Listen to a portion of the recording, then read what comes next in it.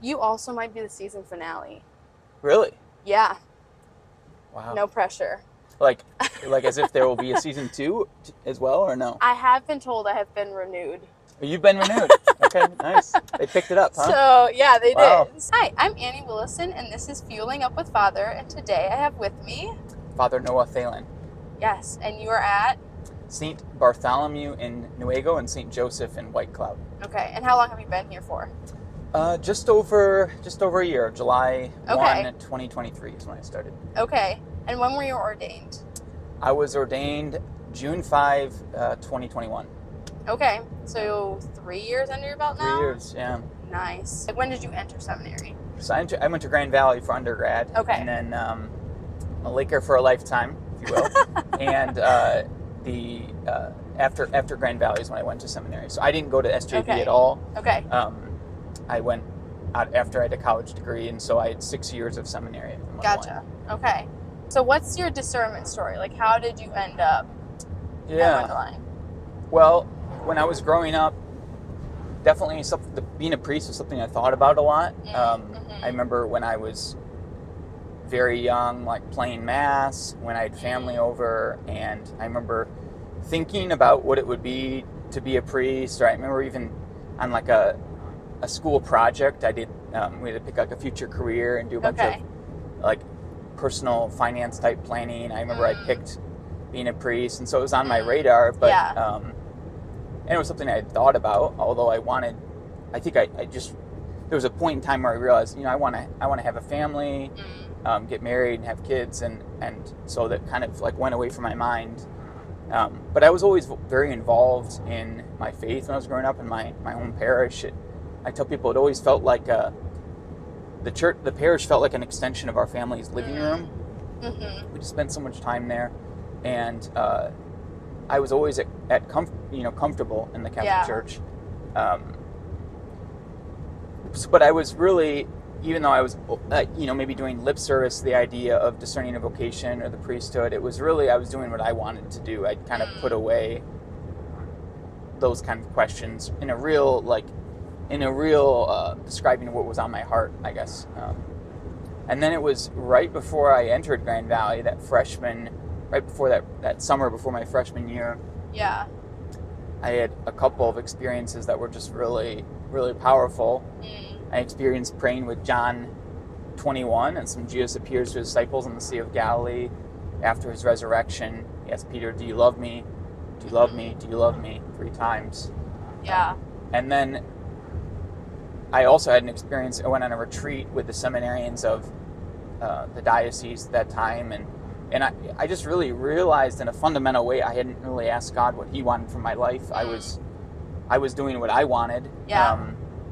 And it was actually under the guise of like being a good Catholic or good Christian or whatever.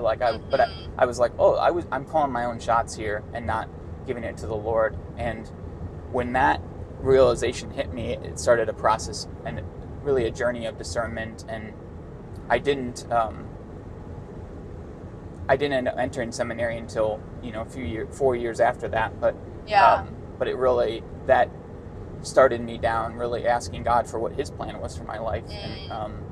And then when I visited the seminary, and I just had a very strong conviction that that's where God was calling me, not necessarily to be a priest, but He was calling me to go to seminary. Be there at least. Yeah. Do you have like a piece of discernment advice that you would give a man discerning the priesthood? Yeah, I would say, number one thing is just having a regular prayer life, like daily, consistent, not like the kind of prayer life where, sometimes it can be easy as a young person, like, okay, I go on a retreat, I have a powerful experience of prayer, and that's the big deal, or I am, I do a really intense holy hour once a week or something like that. But like, actually what's more important is to say, like, all right, are we showing up every day and bringing to the Lord just what's going on with our lives in the here and now? So I think that would be the biggest thing is, to hear the call of God, we have to be listening. And so we need to make ourselves available to God every day. Yeah. You got me like right in the middle of like an intense question. I So know. I was about to like be like, welcome to White Cloud. Yeah. I did notice a sign and I was like, well, we'll get around. Eventually I do feel like Anyway. I need to say at one point in time, like, that Okay. White Cloud's slogan is where the north begins and pure waters flow. 'Cause Oh, that's- really? That's the slogan. Look at this Wow. guy. If you could have one snack for the rest of your life, what would it be? One snack? Yeah. Oof. Like a good pita and hummus or something like that. Oh, really? Yeah. Any like flavor hummus in particular? I just like the real stuff, you know, like the when real we were- stuff. when we were in the Holy Land, it's just incredible. Like nowadays, it's hard to find good hummus, but I like the original. Like, give me the olive oil, chickpeas, maybe a little garlic on there, but nothing Nothing too fancy. Just the real stuff. Did you study in the Holy Land or just go on like pilgrimage?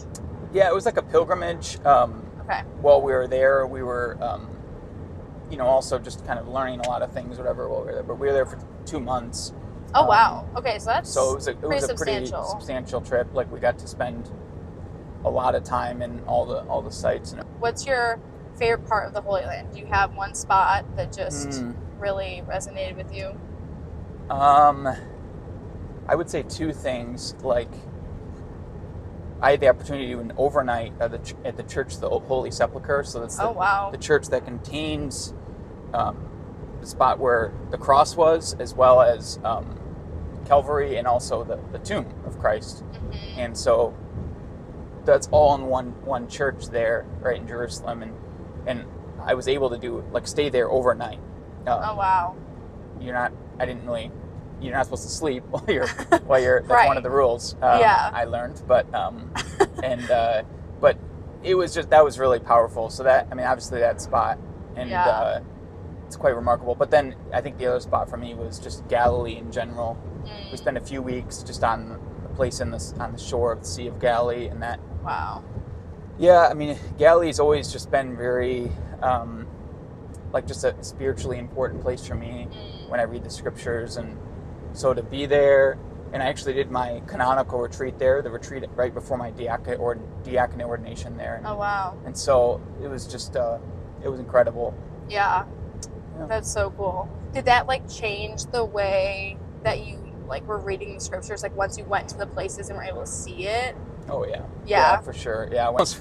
Sometimes when it comes up in the lectionary and mass readings, it's you're like, oh, I wish I could give you this mental picture I have, right, or communicate it, because it's okay, you think about the Mount of Beatitudes, you think about the places where people would be reclining and listening to Jesus, or you hear about Jesus calling the disciples there on the shore of the Sea of Galilee. Yeah. Just, you can picture it, or I can picture it in a much more tangible way. Yeah. I don't have a great imagination, but once for imagining scenes in scripture, but once you're there, it's a different ball game. So yeah, it definitely has. It's a lot richer for me, for sure.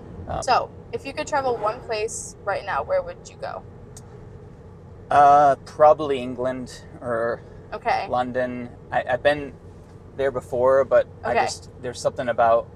I'm a huge fan of St. John Henry Newman and Tolkien and C.S. Lewis and the English martyrs, and so I just love to go back and to see those sites again.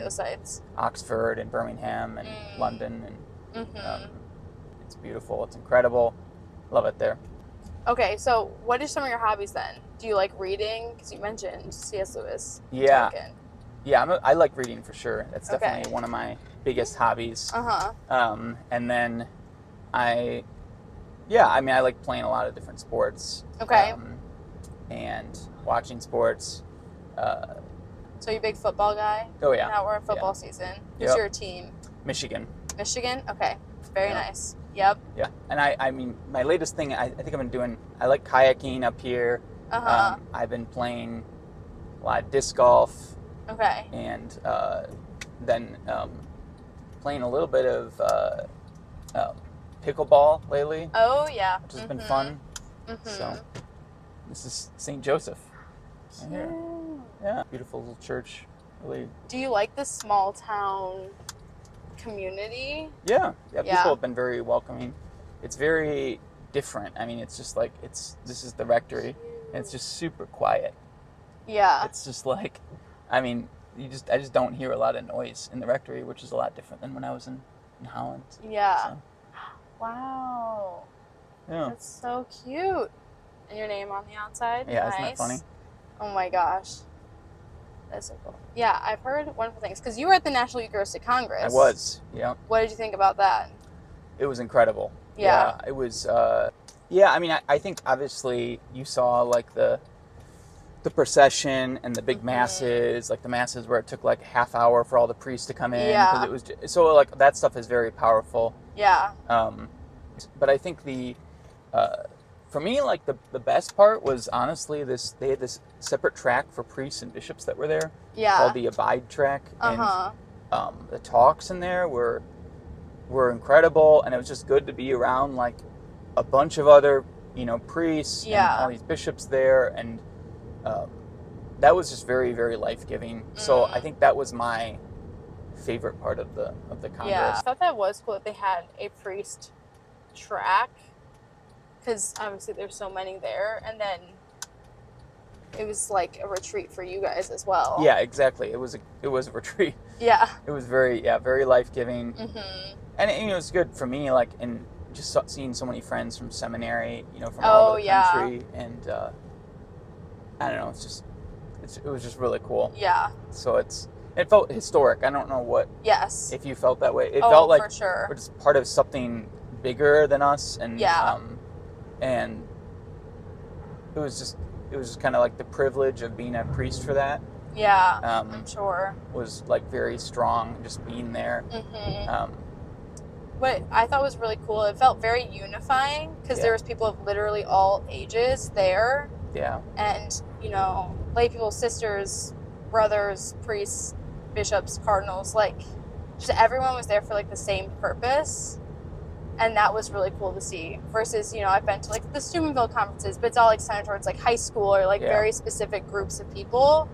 But this was so unifying. I mean, they had those breakout sessions for different people. They all had, like, a different theme to them. But, yeah, it was absolutely. Really cool. It just felt like Catholic in the full sense. Like, it was everybody, like... Very universal. And, it's like, this is the church, And I thought, like, Bishop Barron's, like, imagine what a difference people could make, even who are here, at the Congress, and thought that was a good kind of exhortation to the church in the U.S. And then, I mean, I found this, so many of my parishioners watch the talks online and whatnot. Yeah. So, yeah, that's true. For anyone who's watching and didn't go, they are, most of them are online for free on YouTube. So I'll leave a link in the description. Just funny, I mean, where I was like in the front row when the procession ended. Oh, okay. In one of those folding chairs. And so I saw all the bishops pass by, and I remember it was just, I don't know. And then I remember seeing Bishop Barron walk by, and then to see him on the screen kind of speaking about what that meant to him.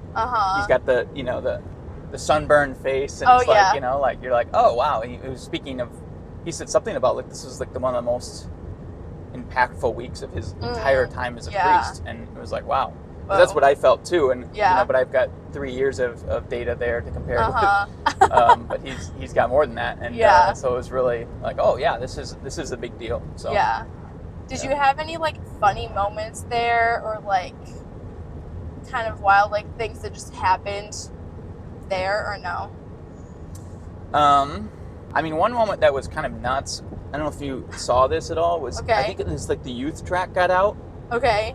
And we just got out of the priest track, and all, like, I don't know, it had to be like 1,500, 2,000 young people were parading through the hallway. Do you remember this? Did you see this at all? No, I did not. And they were singing this song and just repeated over and over again. And just like yelling. I mean, screaming this, like, so it was incredible. Yeah. And people are just lined up on the sides and just like kind of overwhelmed at the joy. And I remember just, but the practical aspect of it was like they like just basically destroyed traffic in the building because they were just so excited. And then we go outside, and they just like, they end up in the front of the convention center, like right by the street, and they're just like, people are getting lifted up on the shoulders, singing, praising the Lord, all this stuff. And it was like, it was really, really cool. And it was also like just totally, like, no one could get through. Yeah. And then they were in this, like, they basically right in front of the convention center, and no one could get through. Yeah. And it's like, what do you do? Because it's cool seeing the youth Yeah. doing that, but then at the same time, Like, we got to get lunch or Lunch dinner was- or whatever it was, you know? Yeah. Like, we have only so much time. right. And, You're like, beautiful. and I remember the group of us went to Chick-fil-A. Where was there a Chick-fil-A? Did you have to walk? Yeah, it was like 4 or 5 blocks, maybe, something like that. Wow. Because, yeah, food was kind of a... It's a big deal. Yeah. So we walked to this Chick-fil-A, and Uh-huh. I've never, I mean, they're usually pretty efficient or whatever, but like this line was super long, and it was kind of chaos. Yep. And we did like the mobile order thing, and like it still took 45 minutes. Yeah. And I remember this woman, she's like, yeah, if we weren't all Catholic here, because you could tell everyone was from the Congress. Right, right. If we weren't all Catholic here, we'd probably be pretty angry with each other right now. And that was true. Like, that was part of the fruit of it was like, hey, we are in a not ideal situation, and we're all kind of dealing with it. But, like, there was such a joyful spirit, you know? For sure. My breakout session was right next to the youth breakout session. Okay. It was bumping in there, Yeah. like, the whole time. You probably heard them singing this. Then. Oh, yeah. And my cousins were in the youth track area, and she was like, it is a mosh pit the entire time. Like, just like Catholic mosh pit. Yeah. So another question I've asked a lot of priests on this is if you have any hot takes. Oh, I have too many hot takes. Do you have any, like, ones you're really passionate about, or like go-to ones? Oh man, this is not good. I can't. I'm like a hot take king. Hot take king. Maybe I'll come back to you. Yeah. That's so funny. Okay. I'm a big fan. I will say this. I'm a big fan of roundabouts. Roundabouts. Roundabouts. Really? Yeah. Like there's a roundabout at further down 37, which every time I go to Grand Rapids, I drive through it, and like every time I drive through it, I just am happy. I just like, this is the perfect way to engineer this intersection. Not a four-way stop. We're not doing a light. We're doing a roundabout. And it was just, honestly, like that kind of efficiency and just execution makes me happy. You like the efficiency? I like it. It's just really nice. And it's kind of fun to like, as you're approaching a roundabout, to like kind of gauge where cars are going to be at, and then see if you can just like not even slow down as you're going into it. I agree with that. Yeah. I much prefer a roundabout. Stop signs are kind of the bane of my existence. Yeah. Especially in like high traffic areas. It's, So roundabouts, that's fair. But have you seen the ones in like Paris that are just like multi-laned? I've been in some like, this was probably like 6-7 lane wide ones in Portugal once. Okay. That was pretty overwhelming. Does that stress you out, or do you still like them? I have a lot of trust in like the concept of a roundabout to believe that that's probably just the best way to do it. Okay. But it's a little overwhelming, you know. You have faith in the roundabout. I have faith. I have faith. Yeah. I just do. I mean, I think they're great. I would advocate more of them. Yeah, for sure. Okay. Like, do you think you would replace all stop signs with a roundabout, or no? No. I think there's a time and a place for roundabout. I think when they are used well, it's just, I just want to shake the hand of the person MDOT who decided that. I'm like, you know what? You don't get enough credit in life. If anyone from MDOT's listening who makes decisions about roundabouts, thank you. Thank you. They look nice too. You can have some nice flowers or trees or something in the roundabout. It looks nice, Yeah. Classes up the joint a little bit. For sure. Bring some brightness to your day. Yep. Yeah, I love it. Pro roundabout. So what sports did you play growing up? Did you have like a favorite sport to play? I played a lot. When I was growing up, I played a lot of sports. Like football, basketball, soccer, etc. But the only sport I played through high school was tennis. So I was a tennis player. Yeah. Okay. Yeah. So I like tennis as well. Okay. But it's hard to find. I don't think there might not be any courts in Nuevo County. There might. Really? I think there might be, maybe in Fremont, but it's kind of crazy. So I don't really play much. And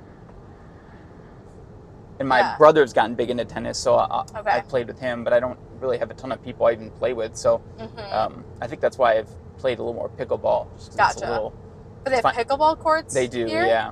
They were Interesting. tennis courts converted to pickleball court. So this is part of the thing, you know, as a tennis guy, I have to kind of swallow my pride in playing pickleball. Yeah, I was gonna say. Yeah, there's a rivalry there. How do you feel about that? Because most people I know who are really, well, I guess that's not true. The people I know who are like super into tennis don't like pickleball. Mm-hmm. And are you kind of the same way? I think, how do I put this?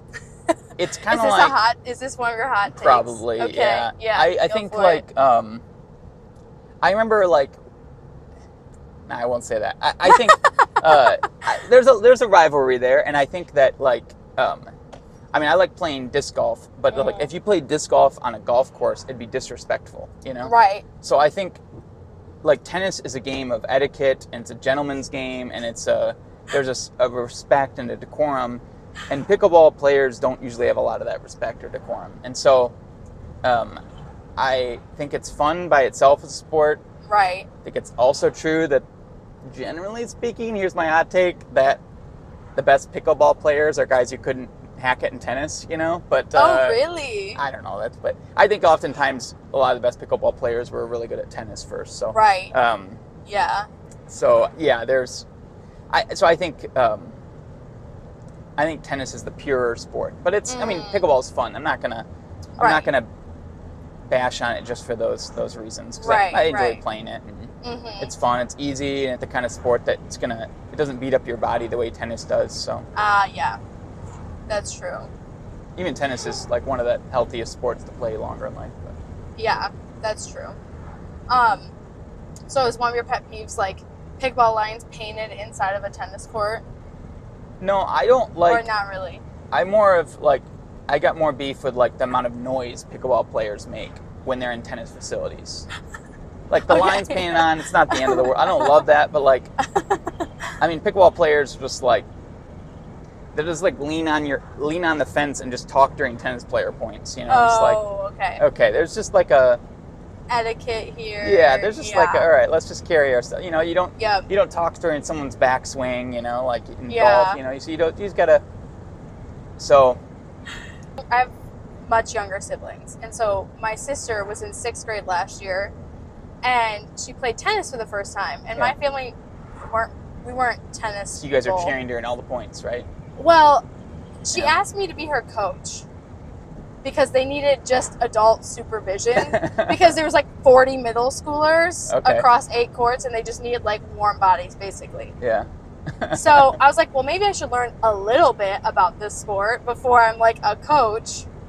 So I went with one of my friends who played tennis all throughout high school. He's a big tennis player.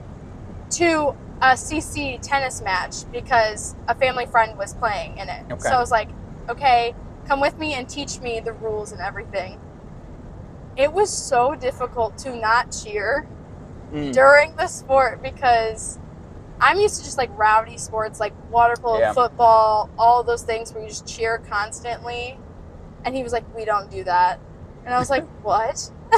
And it was just so different than anything I was used to. And so, he was like, it's a gentleman's sport. And these are the rules. And I was like, what? So it was really interesting. Yeah. But middle school tennis was basically, you have kids of all different skill levels. Yeah. And it was boys and girls, 6th through 8th grade. So it was just a lot going on. So you got really good at feeding balls, probably. Yeah. You know?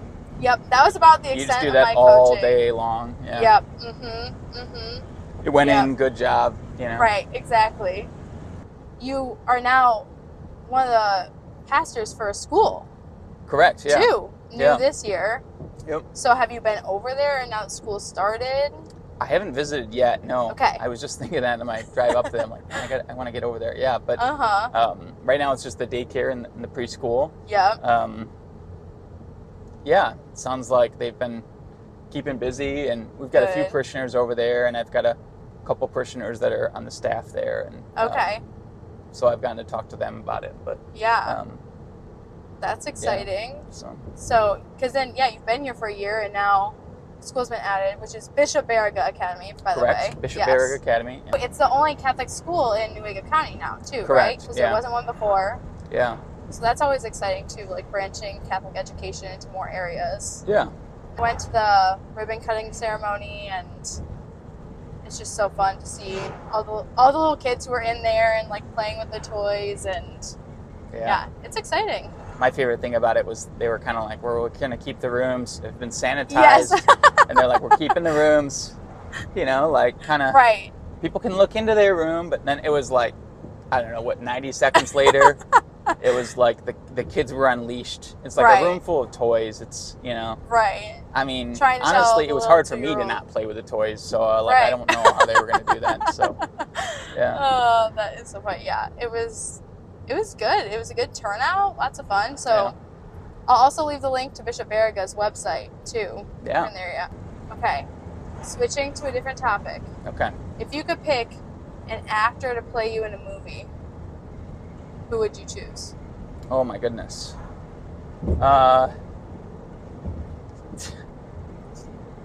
Man, I don't know. Let me think. I mean, you got any suggestions? My first thing was Jack Black. You know, it'd be Jack fun. Black? It'd be fun. Like for you know? personality-wise? No, like just not fun? for a fit. It'd just Okay. be fun. Just be fun. It'd make me more interesting than I am, you know? Like, so, I don't know. But, I don't know. I feel like Chris Pratt could play you. Like, he's the Guardians of the Galaxy guy. yeah. Oh, yeah, I would like I that. feel like you guys look pretty similar. Okay. I feel like based off of that, but we are on a dirt road now. I was once told by a spiritual director that I looked like Ethan Hawke as a young man. Really? Which I was really confused by. I still don't see it, but yeah. That is so funny. I had no idea who. Now Ethan Hawke is. I think he's blown up more in the last few years, but I had no idea who he was. And actually, when I looked up a photo of him, I think I was on retreat too, so I couldn't look up a photo of him. And so I'm just like, I don't even know who this guy was. I wrote down his name, and then I looked up photo. I'm like, I don't see it, but. But you're like, okay. Here we are. That is so funny. I like Chris Pratt. That'd be fun. Yeah. He's funny, you know? Mm-hmm. It's interesting. I think Guardians of the Galaxy those are my favorite, like, Marvel movies. Oh, really? Yeah. Okay, so there you go. I kind of like the Marvel movies that don't take themselves too seriously, you know? Yeah. They're fun. Which, that one definitely Yeah. is a little more relaxed. It's Yeah. there's more comedy in it than anything else. Yeah, that is true. Star-Lord, there he is. Are you a big superhero person or not really? Not really, no. No, I watch all that stuff. But it's just, right. I think at a certain point in time, it just felt like everything was getting bigger.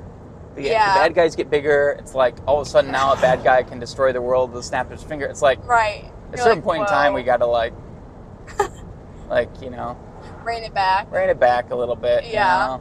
Uh-huh. Like, are you a big movie person or not really? Yeah, I like movies. I feel like I just don't watch a ton of movies. Yeah. I think I do a lot of reading and then I watch sports. So like if I'm watching TV, it's sports. It's basically. sports. Yeah. Uh-huh. So I'm actually in I've been doing the last 2 years. I've been doing a reading competition. A reading with Father competition? Kyle Kilpatrick. Really? So I'm calling him out. We have like a Google sheet that we like keep track of. Oh, I was gonna say, are you on how like we Goodreads or? No, it's like we no? keep track of pages read.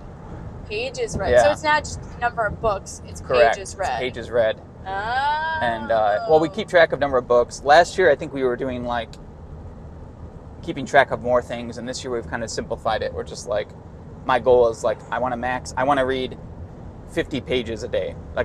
Like not is as that an average. really your goal? Yeah. So 50 pages a day. So like wow. I try to maximize the number of days in which I read 50 pages. So wow, that's kind of like who's winning right now? Depends on how you count.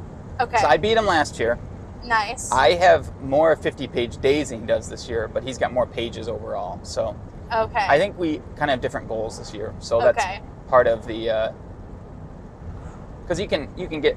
I'm very competitive, and so it's and so is he, and so I think we can get a little misaligned on the priorities. So I'm like, okay, my goal is this. I'm going to maximize the number of 50-page days. Like, that's my You're goal. focusing on like consistency. Consistency. Yeah. And usually I stop reading when I get to 50 pages. Okay. You're like, I hit my goal. I've hit my goal. Like, Uh-huh. I could keep reading, but like I'm gonna do something else or whatever. Okay.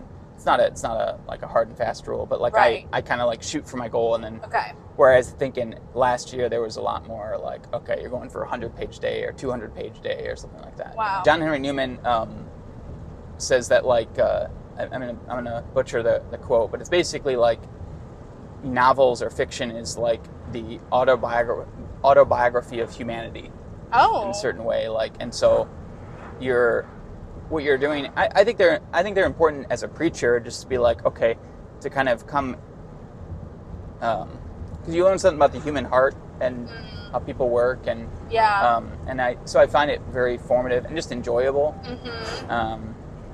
I've been really this book, maybe you've heard of it, from Christendom to Apostolic Mission. I have heard from the University of Mary. Yeah. It was mentioned a lot at the Congress. Uh-huh. That's been a book that's been very influential for me, and I've been chewing on it. If you're like anyone who's in ministry right now and kind of trying to figure out, like there's something weird about the moment we're in, but I can't describe it, then that's a book, that I would recommend. Good to know. Yeah. This is good for me because I'm trying to read more. Okay. So I really fell off the wagon. Like once high school came and it was like homework, Yeah. the like joy of reading went down. But now I'm trying to up it again. So yeah, I definitely relate to that like narrative. And then I think it was in college where I started to enjoy reading more. Yep. And then I probably like every year since college I've probably read more than the previous year. Okay. I think for me it's so personal. Like you just get to know, like, I've read a lot of John Henry Newman, and I just feel like I know him, and I like feel like he's a friend, and because I've kind of learned about his mind and and his heart and what matters to him, and that's been, I don't know, that's been just immensely valuable and cherished in my priesthood, and so. That is really cool. Yeah. Do you have a fun fact about you? Well, I feel like it's becoming less fun by the years because I have a patch of gray hair on the back of my head that I've had since I was a child. Really? Because I was playing hide and seek in my aunt and uncle's pole barn. And when I got found, I was like in the attic area or whatever, and when I got found, I like lifted my head up and a nail went into my head back there. Oh my gosh, really? And I was fine, but I didn't know this. So like hair is naturally gray, and it gets colored as it comes out by these glands in your head. And so I think I just like killed the gland or whatever the technical language is. Yeah, and so now I have like a lot more natural gray hair coming in that's not trauma induced, and so yeah, it's less fun, Eventually it won't look like a gray patch. It'll just look like my hair, Right. But that's so it's always kind of stood interesting, out. though. The funniest thing is like my uncles just like teased me incessantly about it when it happened. One of my uncles like had me like come up. He's like, "Oh, let me see it," and then he just punched me in the arm. And he's just like, "Well, now your head won't hurt." That's what an uncle does. Yes, so. that is such an uncle move. Yeah. That is so fascinating. I'm really fascinated by your fun fact. That's one of the best fun facts I've heard, Really? I think. Yeah. Oh. Because I feel like people, it just ends up being, like, I have 3 dogs, or something like that. Oh, sure.